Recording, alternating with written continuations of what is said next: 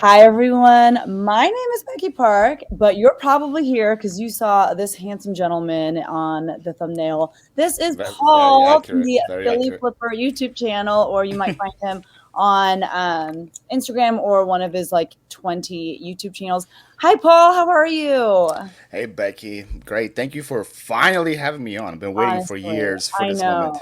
I've been Years. meaning to ask Paul onto my channel and like just talk with him because you guys are gonna hear like he is just insane, like does a ton of stuff when it comes to reselling.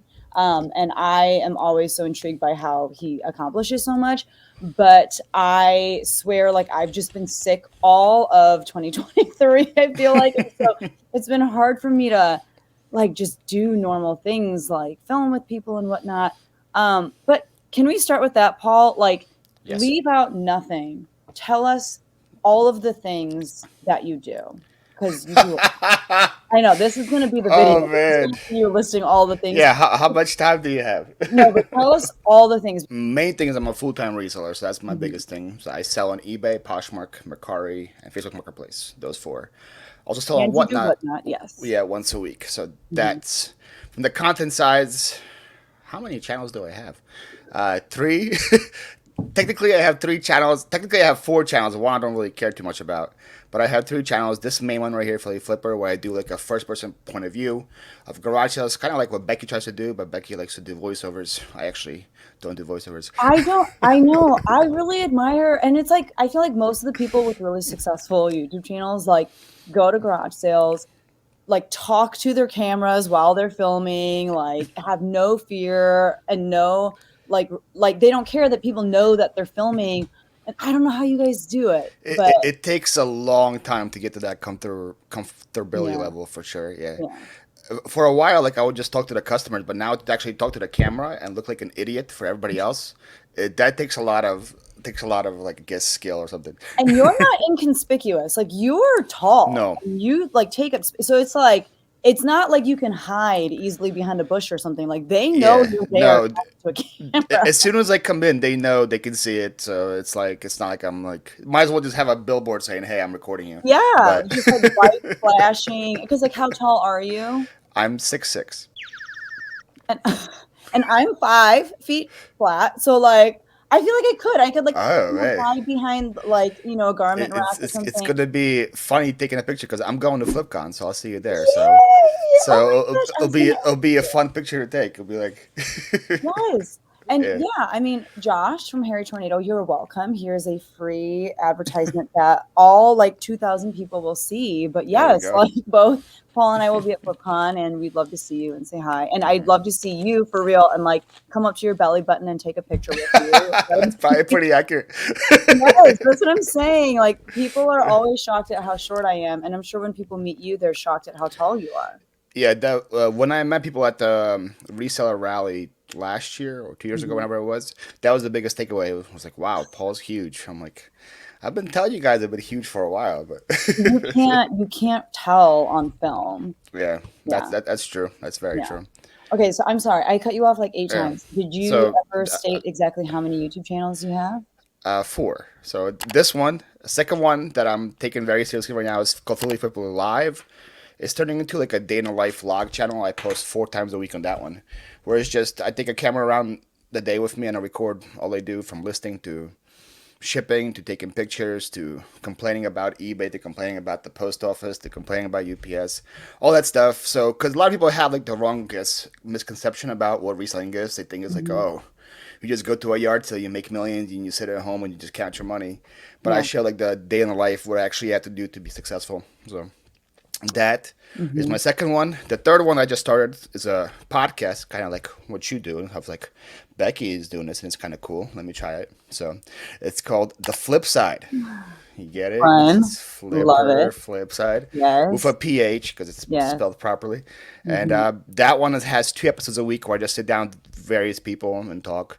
I'm actually interviewing a lot of Josh tomorrow. I don't know if you know who that is. Oh, Yeah. please tell him I said hi. I'll tell him I said hi. Yeah. Yeah. I messaged him and he goes, "Are you sure you want to interview me? People have no clue who I am." But I'm like, I'm No, like, he's people like one of love the you, Josh. OGs. Yeah, Yeah, people he's an really love OG. him. Hmm. So yeah, that's my third channel. That's 2 times a week. And then I have a fourth channel where I play piano, but that one I don't care about. So here. Which is awesome. How many subs are over there? On the piano one, I don't even know. 10, Yeah, 20, 30. I don't know. that's I don't, awesome yeah, though. something like that. Yeah. Um, yeah, so okay, let's circle back to what you mentioned about, I think it was your second YouTube channel. I don't know how I can keep track of all of them, but the one where you document the life of a reseller because you want to show, and I think, obviously the garage sale type videos do really well and for a reason, right? It's like, oh, I Yes. found this for $4 and I turned it into 4,000 or whatever. And that it gets people really excited and motivated, but it's a daily grind. Can you talk to us a little bit about what does an average day look like for you, even in from the perspective of like sales? Like, how many items are you listing, how many items are you shipping out a day? Because I want people to understand like the level that you're at before we talk about how did you get there. Okay. So I was at a much bigger level in Pennsylvania before I moved. I guess you probably should mention to people that are not aware. I'm not in Philly, so the name is Yes, this is confusing. misleading. It's a Mhm. misleading name. I started my channel when I was in Philadelphia. I moved to Florida earlier this year, so I'm in Florida now. And I had a complete like different mental life change when I decided to make the move. And in PA it was all about work, work, work, work, work. So I Mhm. was putting every effort I could into eBay. In Florida, it's more of a like I want to work, but also reward myself and relax and actually get a chance to enjoy life. So Mhm. that's my different mentality. So in Pennsylvania, I had holy moly, like 8,000 listings when I decided to move. Ooh. Uh-huh. Yeah, it's too much too for a person. And I was having days where I should be shipping 100 things a day, like 100 packages a day. Now that sounds amazing. Like, oh, 100 sales, yeah, that's great. But then think about just how much hours of you just spending just to pack that, to ship that, all that stuff. So I was listing a lot. Then here in Florida, I downgraded a lot. I sold a lot when I moved, so I moved to Florida with about like 1,600 listings, which is still a lot, Ooh, but compared that's a to lot less than 8,000, 8,000. Yeah. yeah. And I've been focusing a lot more on just better items here, faster items, better ASP, better sell-through rate. And I've been here now since February, so like 120 days. And my listings have only gone up to like 1,800. And I've been listing every single day. Just stuff has been selling so well that my store isn't really growing, which is Hmm. great, which is kind of Yeah. what you want to happen. So I list by number amount, not listings. So I have a daily goal of $500 in listings because I learned from the past that usually the way eBay works is they will give you about one half to two-thirds of that in sales if you do it. So $300 in sales is way more than enough for me to survive every single day. So I figured I have to list at least 500 to get that 300. So that's been my mentality. Yeah. And what inspired you to shift your business model to, because in Pennsylvania and Philly, you had, like you said, 8,000 listings, you had like a warehouse, you Yeah. had employees. Employees. Yeah. So what made you kind of make that shift? Just the realization of I wasn't sure what I was working for. I guess that was the Mm, thing because I think that's a big problem for a lot of people that we just work just to work, and then we're like, why am I doing this? That was my thing. I'm like, okay, cool, my bank account looks good, but then the rest of me is miserable. So yeah. I was like, I needed a change, and I figured the best way for that change to actually go through is to go with something extreme like this, moving across the country, moving 1,800 miles to a completely different environment, a completely different system, and now I guess I work to live instead of living to work. I guess Mm, that's the biggest change for me now, and I don't punish myself if I don't like work enough. If that makes sense. In PA, if I don't list like 15 things a day, I was like, oh man, you hit a bad day. You should have worked harder. mhm. Here, like I said, I'm trying to work smarter, getting better items, higher value items. That way, my ASP isn't dropping them. My 90 day isn't dropping that much, even though I'm listing way less because I have to. Like I said, I don't have employees. I don't have a warehouse. I have to ship everything. I have to pack everything myself. So yeah, I have to change that around, I guess, a little bit. Yeah. Yeah. Was there like, so you were saying just kind of overall, you were just miserable, like your bank account looked good, but you as a person were not happy. Yeah. Was there like a pivotal moment that made you realize like something's got to give, something's got to change, and it's got to be drastic? It can't just be like, hey, I'll just do less. Like you said, you just moved, Yeah. into It the was just like The actual like switch to move to Florida was like instant. I shocked everybody. Like nobody in my friend circle, nobody in my family Yeah. even knew that this was like something in my head. It's Mhm. something I wanted to do for a while. I've been thinking about Florida for 2, 3 years. I just haven't really told anybody that. And Mm. then out of nowhere, I was like, "Yeah, it's happened." Just like pretty much, I lived out of like a house, but I spent 12 hours a day in a warehouse and just Yeah. being surrounded by concrete and just dust. And my warehouse had no windows, so there Mhm. was no sunlight coming through. It was just, I would go in there, it was dark because it was in the morning. I would leave, it was dark because it was night. And I'm like, just that realization was like, why am I doing this? Like, it's Yeah. like, and people say, oh, you start reselling because you have the freedom to do whatever you want. Yeah, that is a shoot to a point, but when you take it like that, it's like, like, Yeah. I never took any trips, never took any vacations, never took any like that. I was like just working to get a bigger bank account, but again, that's not the end all be all. So I guess my mental health was draining. So I said I have to go somewhere, and not just go from a warehouse to a house, to go somewhere completely like opposite. So that's why I want to go somewhere with a beach, somewhere close to the water, somewhere I can go see a sunset and all this kind of stuff. And just I have windows in my office now, so I see the sun. I go outside. It's like a completely different human being, And but still yeah. managing to do a lot. Like you say, I do a lot. Like I still do a lot, but compared to what guess what back then, it's completely different. Yeah. Yeah. And it seems so simple, right? Like as humans, like it shouldn't be a big deal that like now we get to see the sun during the day and now we get to like go outside. But you're right, like sometimes we become just kind of enslaved to what we feel like we're supposed to do. And Yeah. so it's great that you were able to see that and kind of get out of it. Have you taken any trips since you moved to Florida? Like vacations, I've been taking trips back home to see my family and stuff, but I have planned trips in the fall to go to Finland and stuff. Yeah, It's just my thing is just like I go to the beach at least once a week. that's awesome. I've got more beach life in these 100 days that I think I got in my whole life total. Yeah, It's been like, oh, okay, cool. It's 3 p.m. All right, let me go to the beach is only 20 minutes from my house, so it's not like yeah, I have to like in PA. I have to be like a day trip. I have to like yeah, plan it in advance. Here, just I can just go spontaneous. Oh, let me go see this. And the beautiful part about Florida is there's so much cool things all around me. Like I can just go see a marshland. I can go see a park. I can go see all this, and they're all pretty close. So it's way better. yeah. Yeah. No, I mean there are parts of Florida where it's like there are just so many fun things to do around you for sure. Yeah. So generally speaking, you feel like you made the right move and you're happier and you're in a better place. Way happier. Some mental health wise, way happier. Mhm. Um, that's for sure. Uh, the only thing is, obviously, I'm gonna miss my family. I don't Yeah. have any family here. I have a couple of really good friends of mine that moved here in the past, which kind of encouraged me to move because they told me Mhm. how great this place was. So I have them to rely on. So whenever I need that companionship and that, I've already made a lot of friends here too, just because Mhm. I don't really like I said, I'm not really quiet when I go out, so I make friends wherever I go. That's So awesome. that is, and then I miss my dog a lot. But my family's they have like a 5 year plan of moving down here as well. Oh wow. So it should happen, and hopefully that me doing it, hopefully will make that 5 year plan like a 3 year plan. Okay. But we'll see. But yeah, like my family comes down like once a month to visit me, and every time they're like, "Oh man, we should move here." I'm like, "Yeah, we should." So let's talk about that because you know, I think something that people who follow you and have followed you for a while know is you were born in Ukraine, right? Correct. And your Hmm. family, you guys all came here from Ukraine. And I know we Yes. joke around a lot about like immigrants, you know, we get the job done. Although I'm second generation, you're like legit first I'm generation. Like, hardcore. Yeah, I was born in yeah, the Soviet Union. Yeah.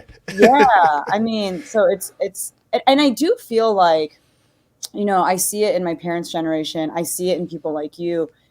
There's a different level of work ethic, you know, and I think I part of, think so. Yeah. yeah. Um, and I think part of that comes from, especially like when I think about my parents and that generation, it was like a matter of, you know, this is how we literally put food on the table and keep the lights on and, you know, stuff like that. There were no handouts. There was no generational wealth being passed down and whatnot. Yeah. It was just you make it and you try to do what you can to bring others with you as well. Do you can you speak to kind of how maybe some of that shaped the reason why you work so hard? I like from you, I just when I watch you, I'm like, this is a guy that just cannot sit still. Like he's just always like, okay, like I've Well, mastered that. Like that's part of my ADHD, so that's yes, very accurate. and I think you and I have that. So it's the combination of like that plus like the like Yeah, coming from another country and like just feeling like we have to make it worth it. Like that trip has to be worth it. Like I don't yeah. know, but just kind of all of that, that causes you to work so hard. Can you speak a little bit to what that process has been like and all that? So let me hit on the ADHD part first. A lot of people like are always upset that like or like feel sorry for me for having it. I love that I have it. I Yeah. feel like I get so much way more done because of that's how my brain works. Mm-hmm. So like people like no one should be feeling sorry for me for that. I love that's part of who I am. And Yeah. then the work ethic part for me is just my parents sacrificed so much for me to be here. Like we came here, they had like $500 to their name, and again, like I feel like I sacrificed a lot to come to Florida because I left all my family behind. I legit left everything behind to Yeah. come to the States. They didn't know the language. They had no clue how everything worked. And they were like, okay, we're just going to do it. We're going to get it done. And my parents worked hard their whole life. My mom's a janitor at a high school. My dad's like a lawn specialist. He's on his feet every single day working. And they've been doing this for 20 plus years and making it work. And I've just been always inspired by them, not taking the handouts, not taking the easy way out, not complaining about the wage gap, the pay gap, or whatever. They did their job, they got paid, they saved enough, they bought a house, they bought another house, they bought cars, all these things. So I was just always inspired by them, encouraged by them, and because of what they did, they put me in a place right now to succeed. Because wouldn't be able to do what I do in Ukraine. Obviously, if I was in Mm. Ukraine, I'd probably be fighting in a war, which is like scary to think about. Oh, yeah. Yeah, but because of what they did, I am here now. So the big reason, kind of from my motivation, is I want to, I guess, thank them and reward them, so that now, because I make a lot more than obviously than a janitor makes or whatever. So I get the chance to bless them every single time. Like we're going to Finland as a family. I surprised my mom for Mother's Day. I paid for her tickets, so she had to pay for the Finland tickets. I paid for my dad's birthday with the tickets as well. Anything that they like, I hear hints about that they're saving up to get like a new lawnmower, to get a new thing. I surprise them and I pay for that.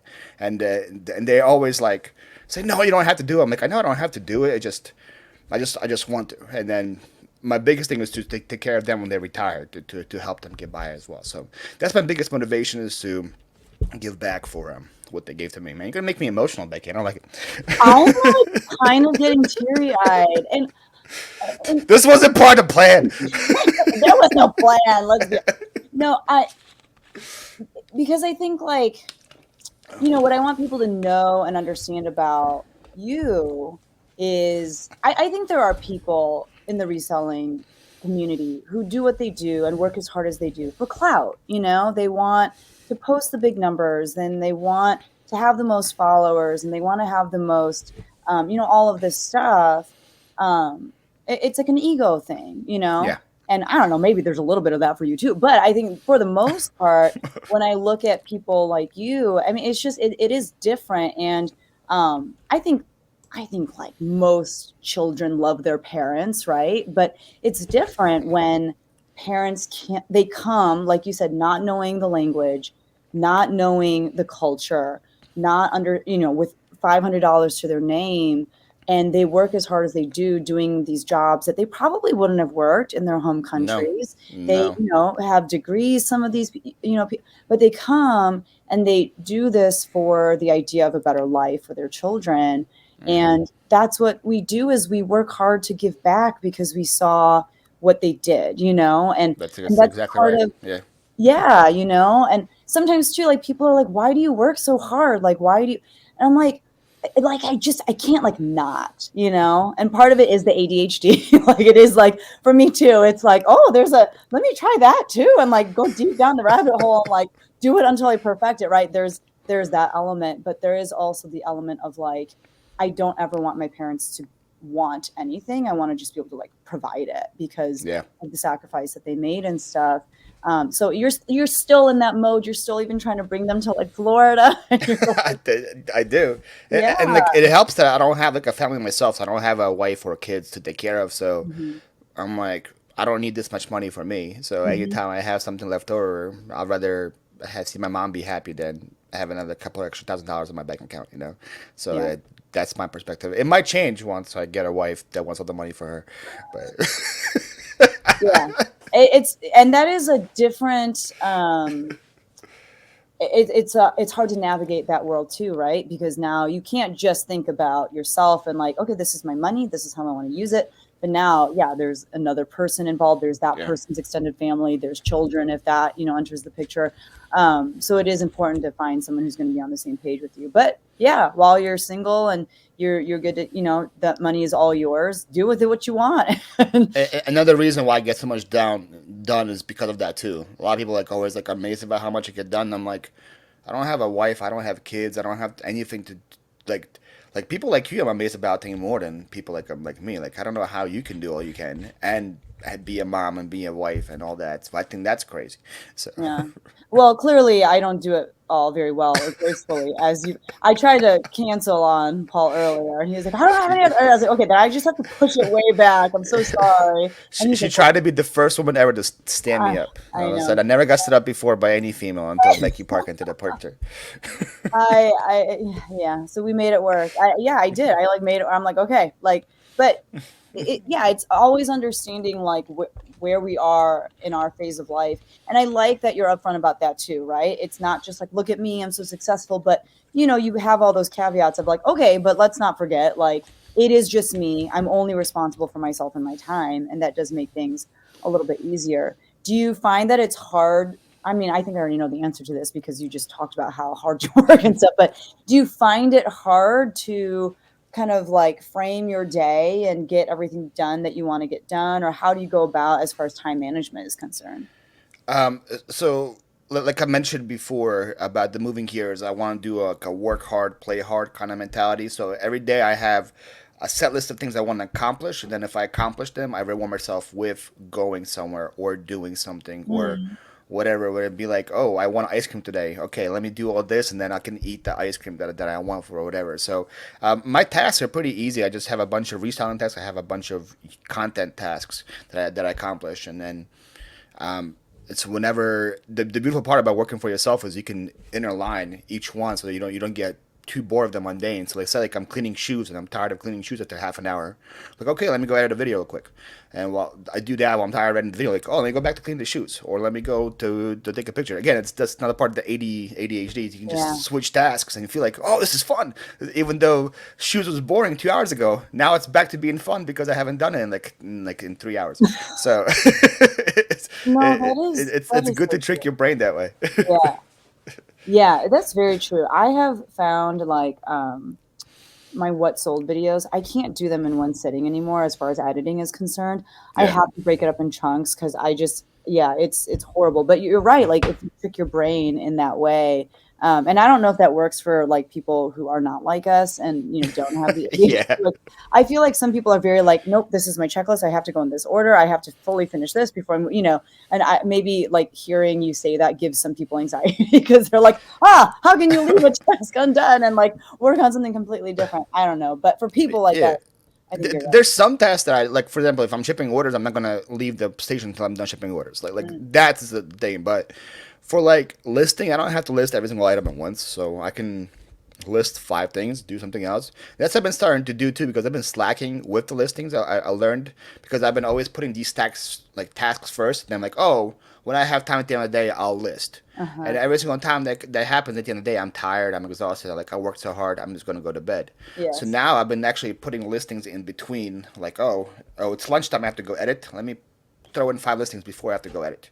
Or while the video is rendering, I'll be doing something else. I'll be cooking for dinner. Let me throw in 5 more listings before I have to do eat dinner or whatever. So and with a high ASP price, I need like 20 listings a day to hit my goal. You do that 3 4 times a day, you're good. So it's a good way to get strict yourself to again making that seem like work. The reason why I chose this career is because I don't want to make it feel like I was working, you know. Yeah. So there's some days where I do like crazy listing goals for myself, and if it feels like work, and I don't like it. Yeah. But most of the days where I do that, it doesn't feel like I'm really working that hard. That is a genius tip, though. Just sprinkle your listings throughout the day. Because I don't know about you. I don't know if this happens to you, and I know you list late at night, but I start passing out while I'm listing because it's so boring. Like I'm just like, like, and that's part of why I do mine like first thing in the morning when I'm like kind of the most awake. But when I try to list at night, like each listing takes me like 25 minutes because I'm like conking out. Do you Yeah. not pass out while you list? No, I haven't yet. Okay, well, I hope I didn't just pass that bad juju over But you. 'Cause- I get like I don't do like I usually do in batches of 10 at a time. So Mhm. I would if I maybe do like 50 in a row or something like that, maybe I would do that. But 5 10 at a time is kind of hard. And maybe again if I do them late at night, Yeah. but not really. Okay. That Well, sounds like a you problem. it is a me problem. Yeah, it's awful, but that's why, like I said, I just have to not do it late at night. So you mentioned content creation, and you Yes.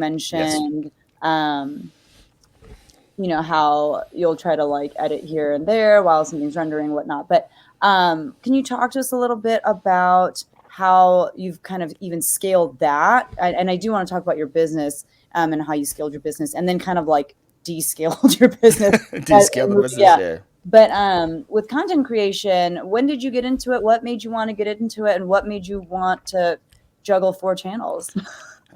So the big reason why I scaled it is you guys have to be friends with Becky, and then Becky puts you in Oh, her okay. videos, and then you blow up. That's kind of how Yeah, it happens. yeah.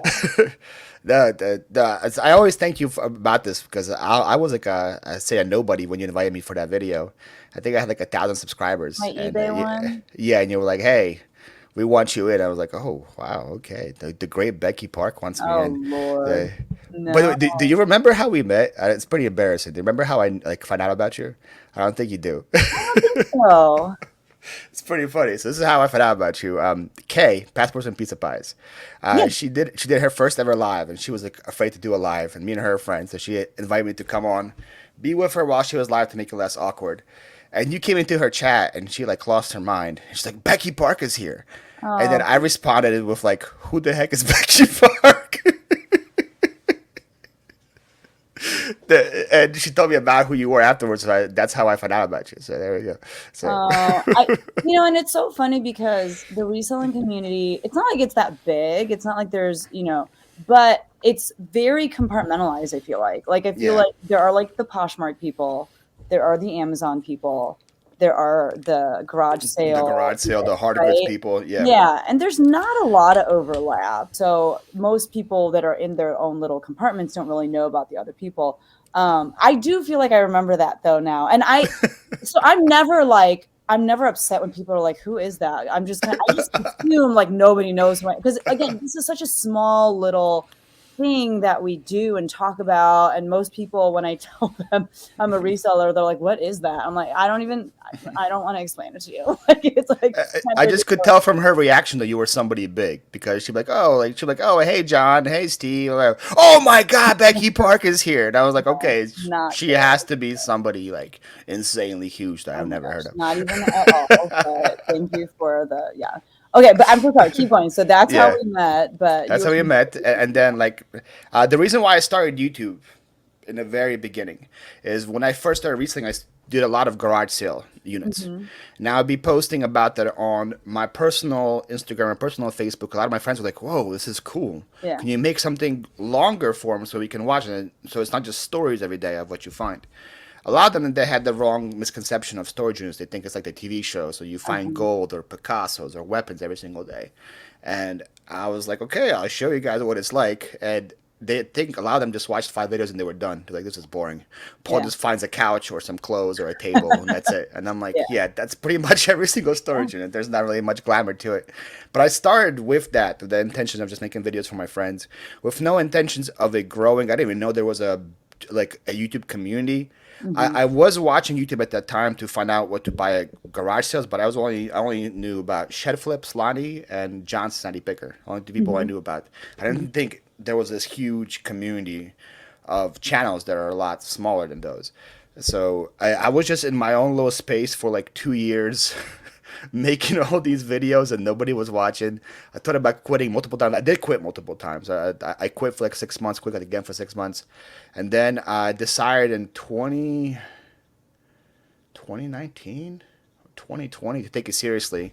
And I was like, let me just get monetized and see how it works. And by the end of that year, I hit 5,000 subscribers. So it's whenever your video came out. Was that 2020 or 2021? I don't remember. Maybe 2021. Yeah, I think 2021. Yeah, because I started in 2019, and yeah, it was 2021. Hmm. So I was like, okay, I can do this seriously. I went to the rally, like I said before in Cincinnati. That was a huge help for me because I got to talk to people like uh, um, Pete, Quickless Hunter, Mm. and get his advice on both growing a channel and everything. Talk to people like John, talk to people like Kayla. I met Kayla, became best friends with her at the rally. We just clicked right away. And I got so much advice on how to make YouTube succeed and not just make it as a hobby, but make it Mhm. a career at Yeah. that point. So I took their tips, I ran with it, I learned about the SEO, how to get featured in the algorithm, did all that, and I am where I am now.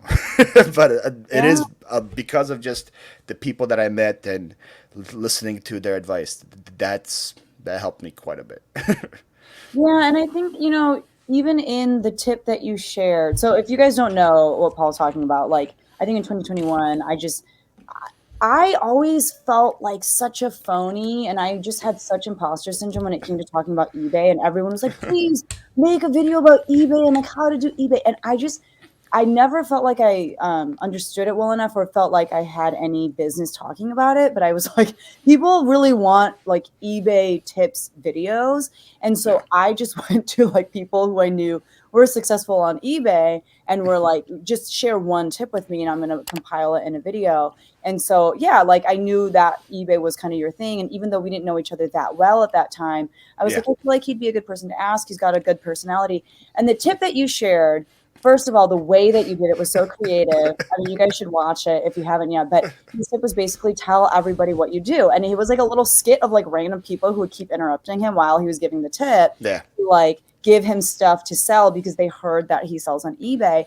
But like you genuinely do that and you genuinely do put yourself out there. So even in sharing about how you were asking all these like big name people, like tips on how do I start and grow a YouTube channel? Like that's like, a regular Joe Schmo like line cook going up to what's that guy's face? Like Like Gordon Gordon Ramsay. Ramsay or Yeah. something being like, how do I cook? Like, Yeah. like start a restaurant. But like just not having any shame or like fear and just going to the best of the best and being like, please like teach me what to do. And I think it is like putting yourself out there that helps you grow at as fast of a rate as you do, which is awesome. Yeah, I think it's something I was born with is that I don't have that fear gene as other people do, and I see people just like regular like at the rally. I didn't see people like oh there's John, he has 500,000 subscribers or whatever. Like oh there's John, he likes sports. Let's talk about Yeah. sports. Like they did that, and Mhm. like I think that was the one big like takeaway people that heard from me from the rally. I was like, this guy just doesn't care.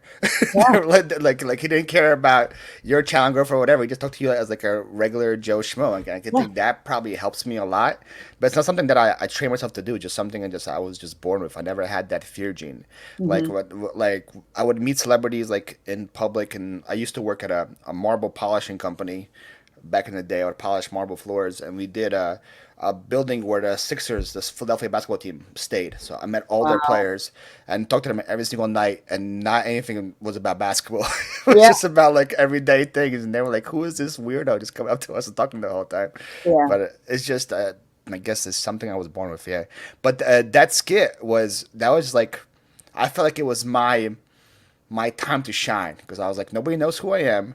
This is going to be a video with like all the big names like Kamal Flipper, Harry Tornado, all the people are going to be on this channel. People are going to know them. I want to be remembered. So I was like, I'm not just going to give a boring thing and say, hey, do this. Let's make it fun. So that was the intention there. And let's be honest, like I feel like in that video in the comments, like your tip and Dante's tip got the most like comments about them, Yeah. and a lot of not a lot, but like it was kind of split, and it's not an even split. But there were people who were like, "Oh my gosh, like Paul's so funny," da, da, da. And there were some people who were like, who is this guy? Why is he taking so much time? I'm like, oh my God, he was so annoying. But like that's honestly, I think That's the reaction I wanted. yeah. And that's what it takes to be successful, I think, on YouTube, right? Is to it's not about trying to cater to everybody because that doesn't exist, but it's about being Yeah. super true to yourself and rolling with it, even if there are people who are saying like, no, don't be like that, be more like this, be more like whatever. But it's like, no, this is who I am, and that's all I can do, you know. And then, like you said, like kind of seizing your moment, knowing like, okay, like I have this one opportunity. I'm not going to let it go to waste. Like I'm going to give it my best shot. And it was like the most well produced, like memorable moment of that Eh, video. I feel thank like, you. Thank yeah, you. so Yeah. people knew like, I still get some comments that they found me from that video. So like oh my people God. still watch it. So it's great. Yeah. And by not caring to others, that's one of the biggest tips. If people want to be on YouTube and be successful, you're going to get a lot of comments like that. You should do the things this way. You should stop Yeah. doing this. You should Yeah. stop. I had one last week where I was opening. I bought at somebody's eBay store and I used the word sick all the time. And I was excited. I'm like, yo, this is so sick. Like, this is awesome. And the lady goes, I can't watch you if you use the word sick. And I'm like, okay, don't watch me. I'm I like, actually don't need you as a sub. So that's fine. I'm Yeah. like if that is what your tipping point is, that's oh this guy uses the word sick too much. I'm like, okay, go watch somebody else that doesn't use that word. Like I'm not gonna hide my excitement to make somebody happy or know what I Yeah. mean. So if you want to be successful on YouTube, you're gonna get a lot of those comments that you have to just brush off and just keep going. If Yeah. you have to have thick skin, you have to know who you are as a human being and be stable in that, so that those comments don't tear you apart like they intend to. Yeah. And let's segue that idea of like not caring what other people think and like staying true to yourself to your reselling business. What are some things that you have heard people say to you, or maybe in videos of like, you should not do this when it comes to reselling, but you're like, I don't know, I'm doing it and it's fine. Like, I don't know what you're talking about. A Like, lot of things. yeah. I What do is the some opposite of so many different advices out there. yeah. My biggest pet peeve with this is when people say, if you want to be successful, you have to do this. When Mm-hmm. it comes to reselling, what I think reselling, everybody has their own journey, everybody has their own lifestyle. Like my way to success as a single person with no kids is way different than your success of being a full time teacher, being a parent, doing. I can't say you have to do what I do to be Yeah. successful because we had completely different journeys, and Mm-hmm. everybody else that is watching has their own path, their own way to success. And the beautiful part about reselling is you can do so many different paths of making it. Mm-hmm. And when I hear somebody saying you have to do this to be successful, I'm like, no, no, you don't. So that's Yeah. my biggest pet peeve. Yes. But the one I hear a lot right now is what's the word? Branch down, I guess. Just focus on one thing. Mm. The one like people say you have to just list shoes or you have to just list clothes, you have to just list video games. Just focus on one category that you know really well and be successful that way. I do the complete opposite of that, and I feel like I do pretty good. Yeah. Yeah. So tell us, for people who don't know, like, what are some of the things that you sell? Because you do quite a variety of things. Yeah, another reason why I moved to Florida is to go to garage sales all year round because that's my Mm. content for YouTube. So I make money on that, and then that's what I sell. I sell things I buy garage sales. So I don't have like a plan of like, oh, I want to find this many shoes, I want to find this many video games, I want to find this many golf clubs. It's just whatever is there for me to pick that day. That's what I sell. So I sell everything, absolutely anything you can think of, from shoes to clothes to hats, video games, glass, mugs, pots and pans, golf clubs, baseball bats. I'm thinking about just stuff I listed in the last couple of days: plush, stuffed animals, uh, KitchenAid mixers, just whatever I can make. What is that? Is that pawn stores or whatever? Or whatever make a buck on. That's my mentality. Hmm. If I can buy something for a buck, sell it for 25, and do that so many times a day, Yeah. that's what I do. And that's the beautiful part about it is that every time I go to a garage sale, it's a different journey. I have no clue I'm going to come home with. I have no Yeah. clue. And if I did just branch down and say, okay, I'm only selling shoes, there are days where I go the whole day at garage sales and only find two pairs of shoes. And I'm Yeah. like, I wasted so much time in gas, so much time in this, and I'm only coming home and with two things to list. Now, those people have a different sourcing mentality too than I do. So again, for me, This is how I succeed. So I don't branch down. I don't do that. I do the complete opposite. Other people tell you, oh, another misconception is you have to do free shipping, or you have to have paid shipping, or you have to do flat shipping, or you have to do this. Again, it's whatever thing works for you. Mhm. That again, it's your journey. If you think people are more likely to buy your stuff, it's free shipping. Do free shipping. Mhm. I do flat because it's a lot easier for me. People do calculated. So again, people that are probably a Poshmark are like, what is he talking about? I know. What I is mean, this that is shipping the all thing about? that keeps people from Poshmark from migrating over to eBay. They're like the shipping, and I mean that's what kept me from eBay for a while too. Yeah, Um, I started on eBay and I wish I didn't no, because I I think had no clue how eBay worked. It was so bad. yeah, but if you Uh, start on eBay, you can do any other platform. Yeah, that's the best part about it was the Mercari and Facebook and Poshmark transition was a lot easier. Oh They're my like, god, oh, it's I'm just like, this is all you have to do. yeah. Like, you click two Like, buttons. how do people even find your stuff? Like, how do people know anything about it? This is all the information you have to tell them. Yeah, it's Yeah, crazy. Yeah. So I guess a personal question I have for you is I agree with you. I agree with the idea of like, at least for me and where I am, it does not make sense to niche down to just one type of thing, right? Like, that's the word, niche down. Thank you. right, like branch. But yeah, like it doesn't make sense to be like, I'm only gonna sell shoes or I'm only gonna sell, women's designer clothing that, it retails for $500 or more. Like that doesn't make sense for me. So I That's a like, good niche to find, though. If you right? can just Then get I those would sell constantly. 2 things a year. But yeah, it's like that would be wonderful to be able to say, like, I know a lot about this and I can find it all the time, and have enough of it to keep my store running. But I like to do everything as well, but I don't go as broad as you do, especially with the hard goods, because when it comes to listing and sitting down to actually like tell the internet what it is that I have in my home for other people to buy, it like slows me down so much. Yeah, So can you talk a little bit about like, because clearly you're not an expert on all of the things no, in the universe of not all of even the close. brushes and all of the tools and KitchenAid mixers, right? So like what is your process for efficiently and quickly, finding the information that you need about something that you just don't know very much about? I guess just experience of listing it over time. I kind of know the general consensus of little things that just knowledge you get over time.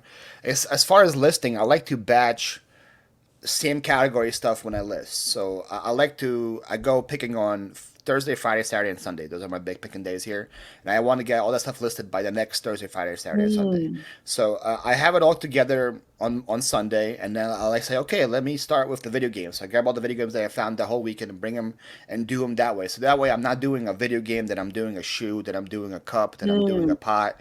It's mhm, all like the same category, so I don't feel like my brain's going in that many direction, if that makes mhm, sense. mhm, And just the and that also helps your search. Like when you search for things, let's say I'm doing PlayStation 2 games, I type PlayStation 2, then I type the name of the game, I find it. Next thing I have to do is just erase the name of the game. I keep the PlayStation 2, and then mhm, do the same thing, and that helps with the search thing. But as far as like knowing if it's good or not, that just experience over time. One thing I would say is figure out quality of hard mhm, goods. That's the biggest thing because you're not gonna remember all the bolo brands. It's mhm, impossible to remember all the brands.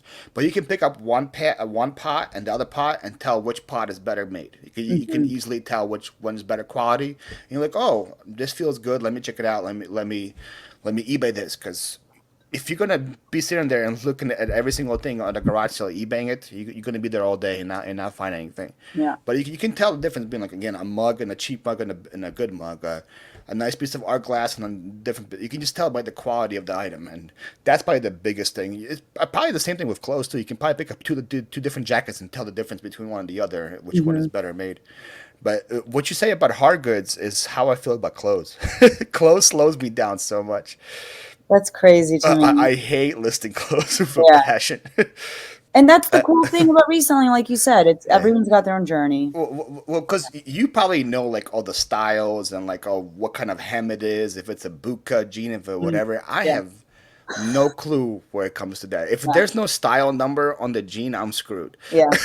Like, so I'll legit be like for a seven for all mankind women's jeans size 28, and I have to like I'll be scrolling until I find one that looks like mine, Yeah. which will take forever. You could probably Yeah. do like boot cut, low rise, high rise, whatever, and then find it in 2 seconds. Yeah.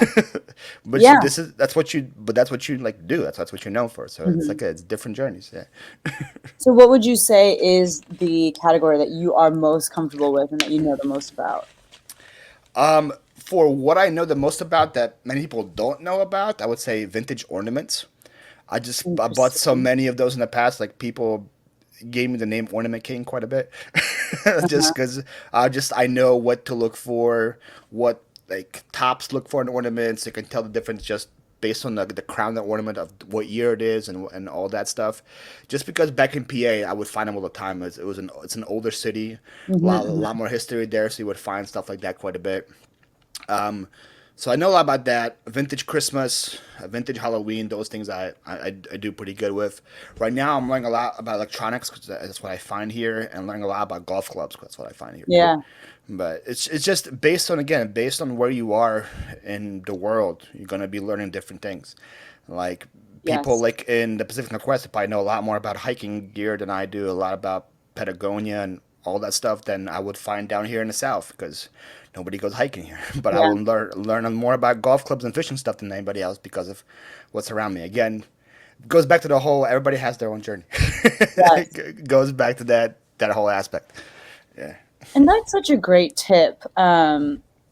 Even when it comes down to like who are you watching on YouTube, right? Like, and obviously like people will gravitate towards certain YouTube channels because they vibe with like that person's personality or the way that their videos are formatted. But also it just makes sense to watch people who are in your area because they're going to find things similar to what Yeah. you do. There's a YouTuber I love. Her name's Laura Caldwell, and she does mainly like vintage, like home goods, like pottery and stuff like that. Mm-hmm. And it's just because I like moved and needed to like fill space and stuff. And I like really, but like she lives, like you said, in the Pacific Northwest and she's finding all this like Oregon myrtle wood, like all this. And I go to my like, my consignment center and You don't see it I'm like, anywhere. where Yeah. is all of that stuff? Like, I'm not going to find it here because Yeah. I don't live where that stuff is made, And then, like you said, like, Philadelphia, it's like a older city, like anything East Coast, like that's where the first Americans who came from, whatever, that's where they were. And so you have older pieces there. So that's really like, I never really thought about it like that. Like I always kind of thought about like, you watch YouTubers who are in a similar like level as you, especially if you want to like kind of feel like you've Yeah. got coworkers or something, like if you don't want to feel bad Mm-hmm. all the time about yourself because people like Paul are, selling 100 things a day and you just want to like see other people who are selling 4 things a day, but to like even niche down further to say like find people who are in your area, that's smart. Yeah. That's if you want to because that's a big tip because if you go to yard sales and say you have all these fishing stuff and you always walk past it thinking there's no money in fishing Yeah. stuff, but you find someone that specializes in that, you'll learn that category really really fast Hmm. for sure. I don't sell 100 a day anymore, by the way. I know you don't. I know you don't. But I you, sell like 15, which is still good for me. yeah, I'll take it. yeah. But Social day is PSA, right? So. and I think a lot of people watch my garage sale stuff not for what I find, which is amazing. I'm very happy with that. Like I transitioned kind of from being that garage sale guy, like oh look, I found this amazing Hmm. $500 item, to trying to be more of a storyteller garage Mm. sale guy, where my goal is to go and find somebody at a garage sale and hear their story and share it out to the public. And people watch me now more for the interactions that I do with the people than for the stuff that Hmm. I find, which is awesome. Yeah. It's so great because now I don't have that pressure over me of I have to go and find that crazy item or I have no video. Right Yeah. now, I have to do is just okay. Let me go talk to everybody, and I love doing that, and it's Yeah. great. Yeah. Like human connection versus the crazy thumbnail every time, right? Like Yeah, attention grabbing thumbnail. Yeah. and the human connection, those sell too. Yeah. Like I did a video called "I Made Her Cry" at this garage sale. And people are like, oh, Who did Paul make cry? What did he do? Or Yeah. was it a bad cry? Was it a good cry? Yeah.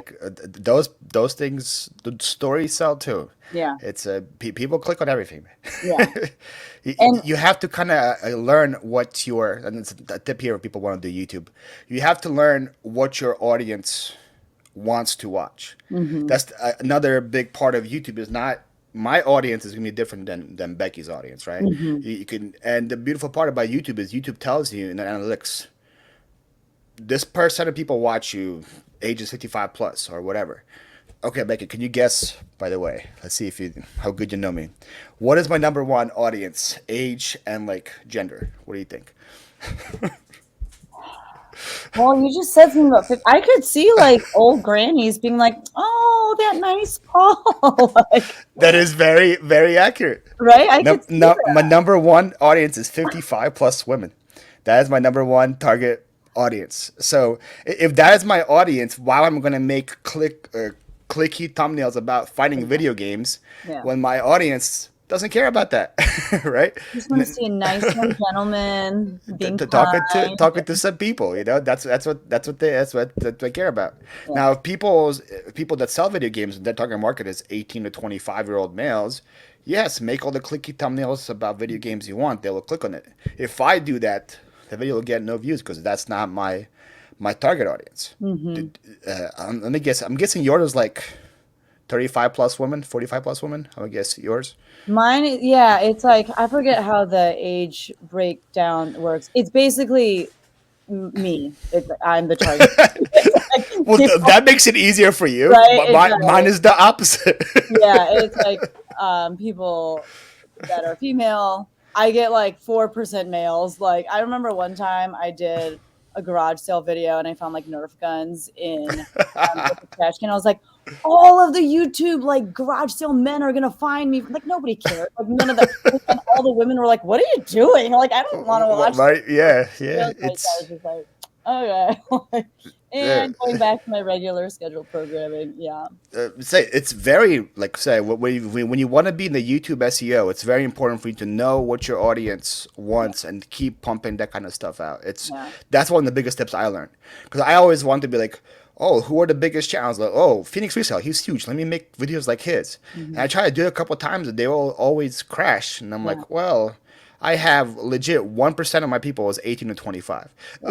So like why am I catering my videos for that 1% and ignoring the big people of the Yeah. people that watch me for so And I you think, guys want to do YouTube, there we go. That's a free yeah. tip. And on top of that, it gets tiring, trying to create videos that don't reflect who you are to like play a Hmm. part or like a role over and over again. For sure. Like it's not like as fulfilling either because it's kind of all an act, versus okay, so when I am my truest self, who's watching? And how can I continue to make videos for those people? Because not only is it enjoyable for those people, but it's enjoyable for me to create that kind of Yo, content, for sure. Yeah. 100%. Yeah, me finding And Nerf guns in a trash can, not enjoyable for myself or for not anyone enjoyable. out there. So, yeah. Yeah, before I don't know if I told you this, before I worked as a mover, before I did this, I worked at Anthropology. What? The female apparel. Yeah, I know. I'm full of I surprises, right? wow. Yeah, Okay. not what you would think, right? I Mhm. worked at the headquarters, not at the store. I worked at the headquarters in Philadelphia at the Navy Yard on the furniture team, on the home team. Mm. And we would have meetings every single day about because we call her, what did she want? Because our target market was women. And we'd be like, all right, what does she want? And we had different scenarios. We had one that was bungalow.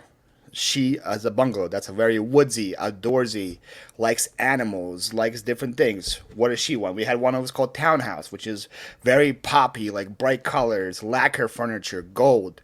We had one which was a chateau, which is a combination of bungalow and townhouse. And every day we'd be like, all right, which rug does a bungalow woman want? Which mirror does a thing want? And like that kind of mentality kind of stuck with me on the YouTube now. Like, okay, what does Nancy, who is 55, living in, I don't know, Wisconsin, what does she want to watch today? Now, that's kind of my mentality of when I go into to making a video now.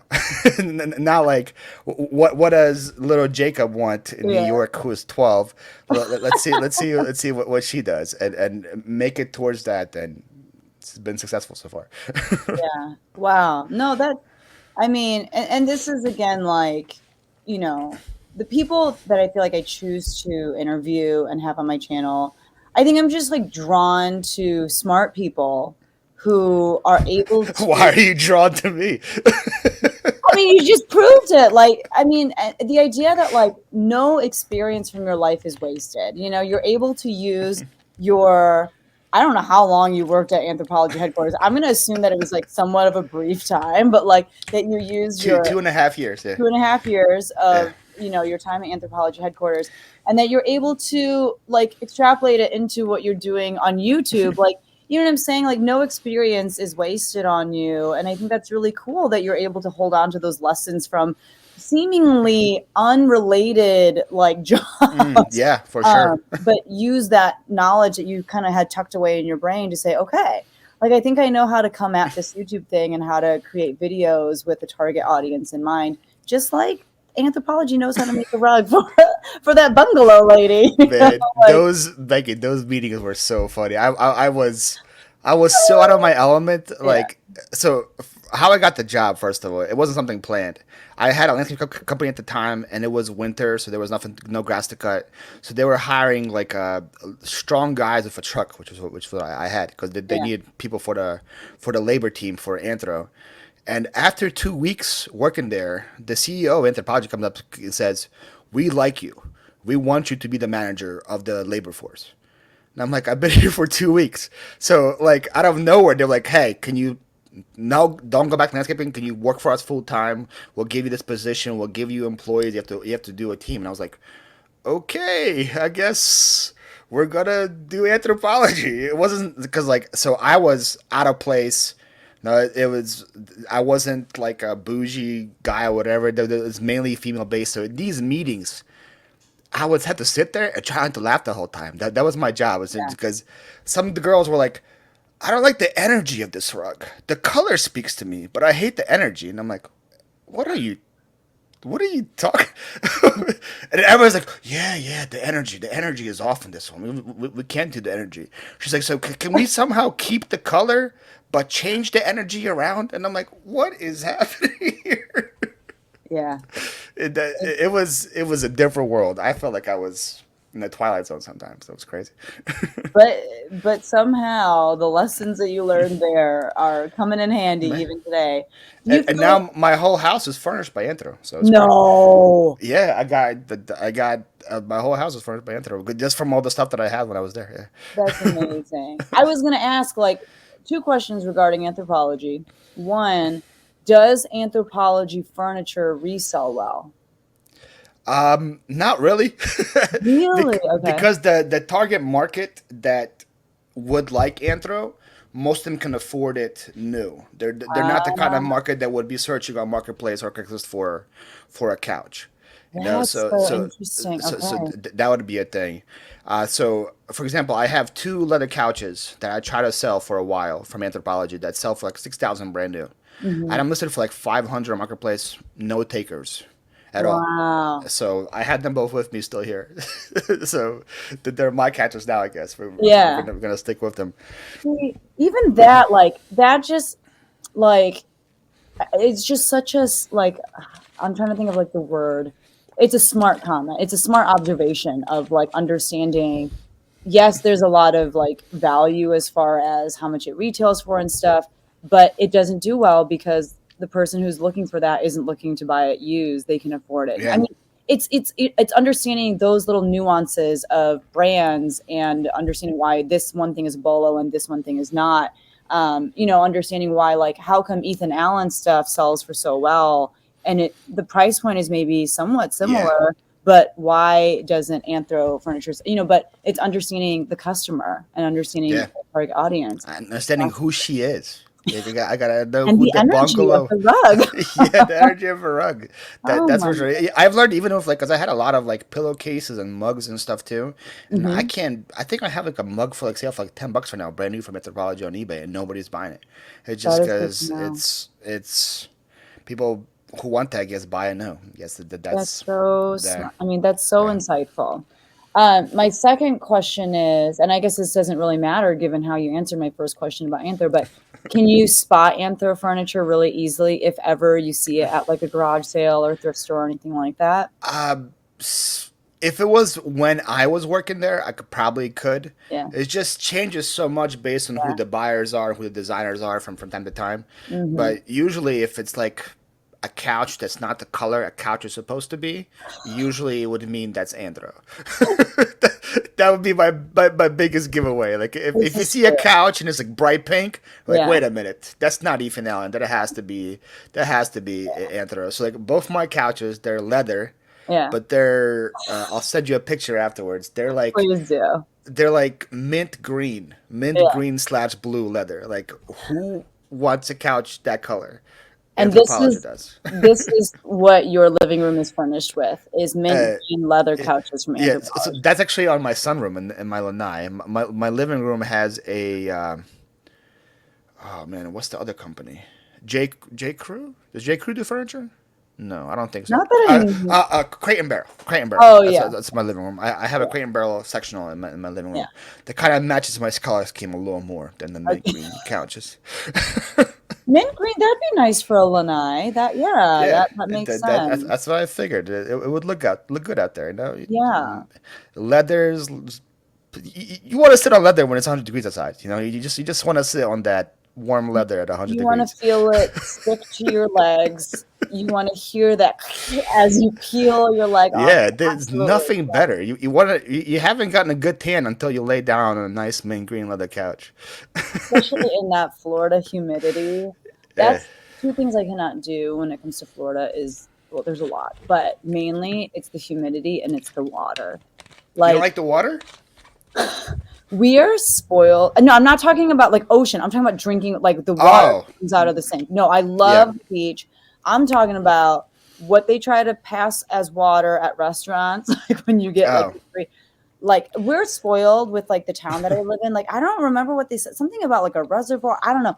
We have really good water. So really? when Oh, we go okay. most places, my kids are like, "What is this sewage?" And I'm like, "You need to not talk as if like you have a bajillion dollars." Like it's just, but we just have really good water here. I don't know what it is, but Well, for me, it's even worse. I don't know where I live in a city called Northport, and 5 minutes from me is a warm mineral springs, and so it's good for the springs, but then that water is kind of goes into everywhere else. So you have like muggy spring water coming out of your faucets, which is not good uh, to drink, not good to cook yeah, with most of the time, yeah, all that stuff. So I'm kind of far away from it. And the house is newer, so they said my water is good to cook with, but okay, again, nothing else. I can't drink with it. I can do anything yeah, else with it. So I actually go to Publix. I don't know if you know what Publix is. It's like a yeah, yeah, yeah, grocery store. And just buy those 5 gallon jugs. I have a water cooler in my yeah, kitchen. That's how I get my water. I don't use it from the sink. So that is a yeah. very good point about Florida water for sure. Yes, those, yeah,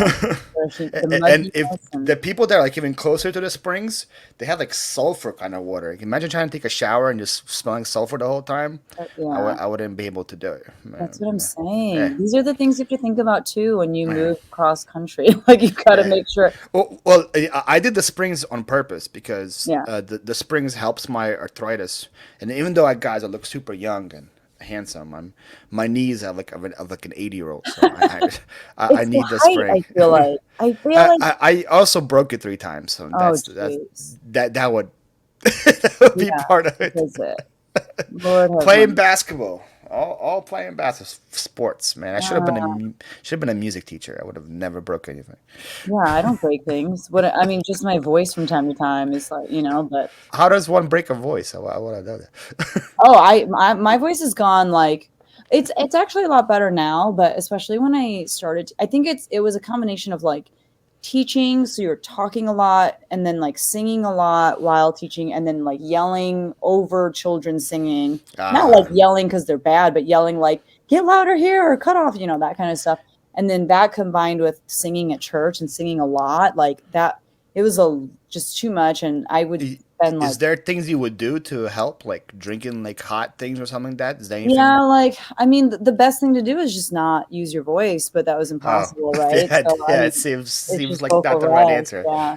But mainly, I mean, I would drink like honey water. It's like really dumb. Like, I actually did have vocal nodules for a little bit, and they weren't that bad that I had to get like surgery. But Oh wow. my ENT literally was like, just don't talk or sing for 6 months. And I'm like, you want me to be mute for Wait. 6 months? 6 months. I can't just like not talk, but I mean, I would go to like therapy for my voice, and like they taught me things like one thing they said was you just talk too low on your voice because I kind of talk like, and they're like it's too lazy. They're like you should be talking up here, and I'm like I feel like an idiot, like I can't do that, you know. But when I feel my voice getting tired, I do try to like talk a little bit higher. I do, and it helps because as a singing teacher, you know, we do vocal warm ups at the beginning of every class. So we do dumb like like that kind of stuff, Yeah, which helps. But thankfully lately it's been better. I think I've just been better about like taking care of my voice. But yeah, I mean, I feel it's like a lot interesting. of Yeah, a lot of jobs have just kind of different hazards, right? Like health hazards, whether it's athletes, obviously it's going to be physical for yeah, keeping his voice. And I think like the hazard for resellers is just working themselves to death, yeah. you know? That burnout is the biggest Yes. hazard for both reselling and content creation. I would say burnout is Yes. the biggest thing for sure. Yeah, Yeah. because there's no clocking in, there's no clocking out. And, one of the things I like about reselling that's different from teaching is as a teacher, I could work harder than anyone else in my building, and I'm not making any more money than they are. It's just based on like how many years have you done it? What kind of degrees do you have? But like if you're the same number of years and you've got the same education, you could be working 10 times harder and coming in early and leaving late. You're going to make the same amount of money as the person who has a sub, 3 times a Yeah. week or whatever. But with reselling and with content creation, it really kind of comes down to like you can work hard and make more money, and like the harder you work, the more money. I mean, you have to work smart too, but Yes, smarter and harder for sure. But yeah, once you figure it out, the opportunities pretty much aren't endless. Like they are. if you put the effort in and you know how to reach that for sure. Yeah, That was one thing with Anthro is why after I left is was why I learned too is like no matter how much effort I gave, they would like reward me with like more tasks, not more like yeah, not more like financial things. Like, oh, cool, you can do this. Because first I was just hired just to do furniture. I was the furniture. I was a samples coordinator for the furniture. Like, oh, cool, he can handle the furniture. Let's give him rugs.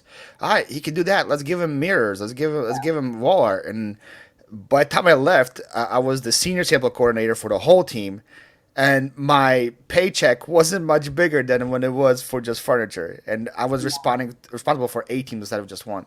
So yeah, that's what I learned right there. I was like, okay, if you wanna give all your effort, you have to do it working for yourself. That's the yeah. biggest thing. Yeah.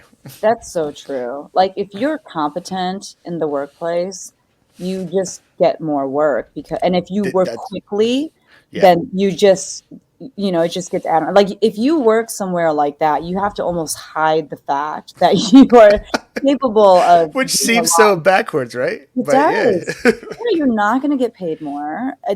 It's gonna take forever for you to climb any sort of corporate ladder. Like it just everything is very backwards. But then that is also the greatest downfall of working for yourself is it's really hard to say no and to turn it off and to say like that's enough. Like I've done enough because you're Yeah. always like, oh, I could just do another 5 listings or I could just do another. Exactly. Yeah, Yeah. That was my problem in PA. It was like I was like, mhm, oh no, I can do more. I can do this. I can do this, and yeah, it's you have to find a balance. Balance is hard. Balance is hard to find, but once if you find it, it's good for you.